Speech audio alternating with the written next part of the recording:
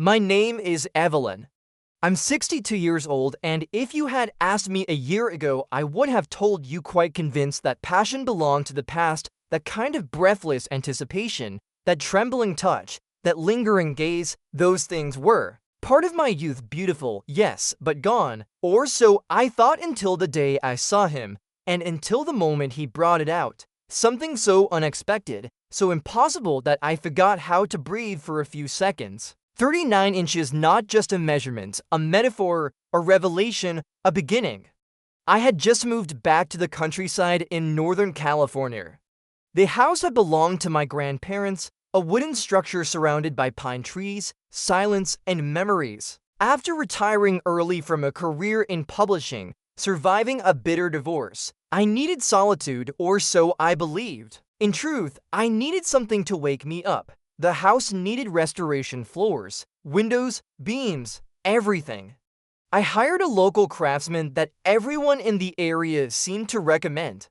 His name was Cole. I still remember the first time I saw him. Step out of his truck, tall, broad shoulders, rough hands, salt and pepper beard, and eyes that held an unreadable stillness. He didn't smile much, but when he did, it was like the sun cracked through a storm cloud, and his voice, deep, gravelly, patient.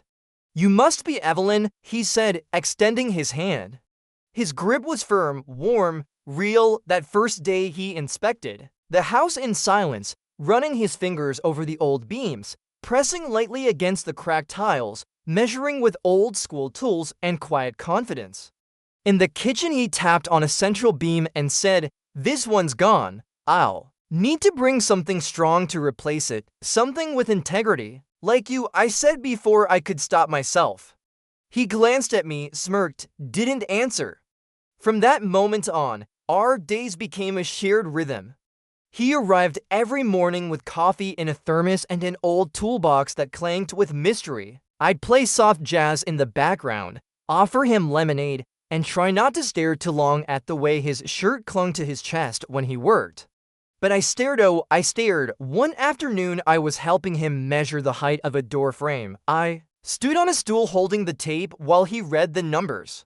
The stool wobbled slightly and I lost balance. He caught me fast, his hand gripping my waist, his chest inches from mine. I felt his breath, the air around us changed.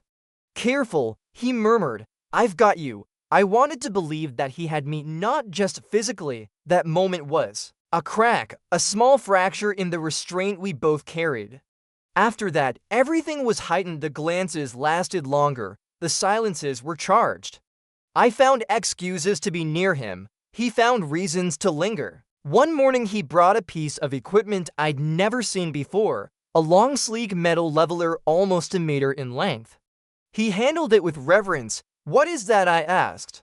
"This," he said, setting it on the counter. "This measures what the eye can't always see, keeps everything balanced." He looked at me, then slowly said, "Sometimes balance is the only thing holding everything together." I didn't respond. I didn't have to. That evening, after he left, I went into the kitchen and traced my fingers along that metal leveler.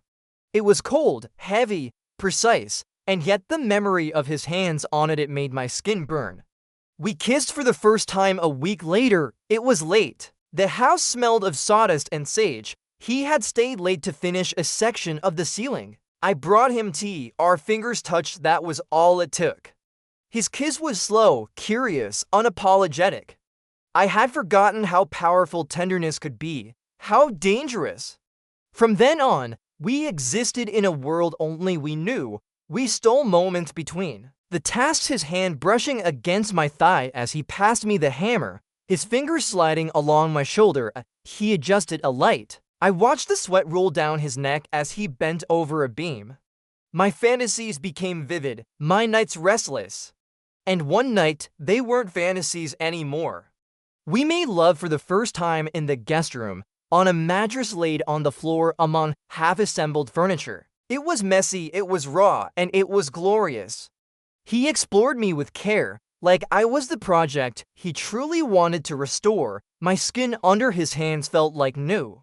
His lips traced every freckle, every scar, and when he undressed, I saw what He'd brought that first time, the leveler. 39 inches, I laughed. He laughed too.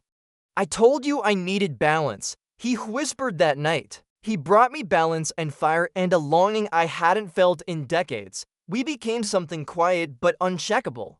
He stayed over more often. We cooked. We read. We rebuilt. One day we installed a wooden shelf in the hallway as he drilled into the wall. I held the shelf level. You've got a steady hand, he said. I've learned from the best, I replied, kissing his shoulder. But not everything stays still. Cole received an offer to lead a large project in Seattle, big money, high profile, months away. He told me while we watched the sunset. I haven't decided yet, but I wanted you to know because I'd stay if you asked. I didn't speak right away. I took his hand. I won't ask, I whispered, but I hope you'll choose what brings you home. He looked at me then, kissed me. You are home. He left for a while, and every day I waited. Every nail in the wall, every polished surface, every scent of cedar reminded me of him, but especially that leveler still there, resting on the windowsill. 10 weeks later, a truck rolled up the gravel path, and my heart began again. He came, back with new calluses, a deeper tan, and the same leveler in his hands. I think I'm ready to finish the last beam, he said. And this time, we rebuilt not just the house, but everything. Thank you for watching this story. If you felt something while listening to Evelyn's story, give it a like, subscribe, and hit the bell so you don't miss the next moment of intensity, desire, and rediscovery.